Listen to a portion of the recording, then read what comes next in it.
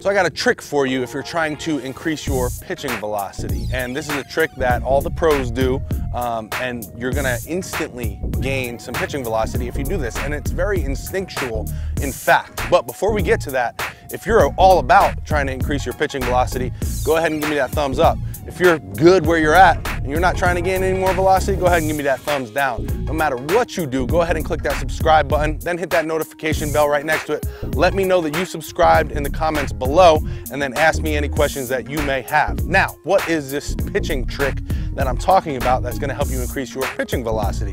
Well, it's very simple. Like I said, it's instinctual. When you tell a young kid, go ahead and rear back and throw this one, what's the first thing he's gonna do? He's gonna tilt his shoulders and he's gonna twist back, right? Rear back, that's what that means.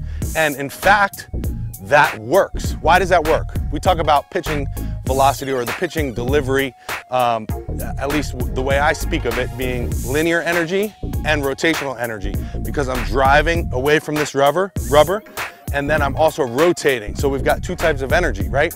Now, the rear back part of this, when guys separate, okay, I don't know if you know this, but guys separate at 45 degrees or more closed off. So if I'm pitching straight this way, right? This is for third base. I'm a righty, third base, home plate.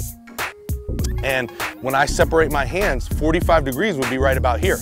So a lot of pro pitchers, high velocity pitchers, when they separate their hands, they don't separate straight, even though that's what we've always been taught by our coaches, separate, point straight to home. That doesn't work. That doesn't help you increase your pitching velocity. The high velocity pitchers separate at 45 degrees or more. You'll see a lot of righties separate at third base, okay? Now, why does this work? Why does this help? Well, because if we separate a lot very closed off, we're gonna put ourselves into a better situation to have good hip to shoulder separation. Now, ASMI did a study that showed that 80% of your pitching velocity comes from hip to shoulder separation. So if we can get good hip to shoulder separation, then we're gonna be able to increase our pitching velocity. So the simple way to do that is, if you guys are very linear with your hand separation, is to start a little bit more closed off, 45 degrees or more closed off when you separate your hands, okay? Now, the second thing we talked about when you rear back is tilting the shoulders, right? Now, that goes back to the linear energy.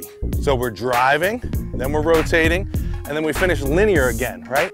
Now, if we're tilted in the beginning, then we have something to pull down with at the end. So now we've got this extra pull down at the end if our shoulders are tilted at first.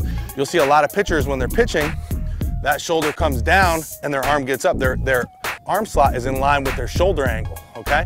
So if you're tilted up first, you're loaded to unload. Same thing with the closed off, you're loaded to unload. Same thing with the tilt, loaded to unload. So it's all about loading and unloading your energy. So the tip that I want you guys to steal from this video is, when you separate your hands, separate at 45 degrees closed off or more with a tilt in your shoulders.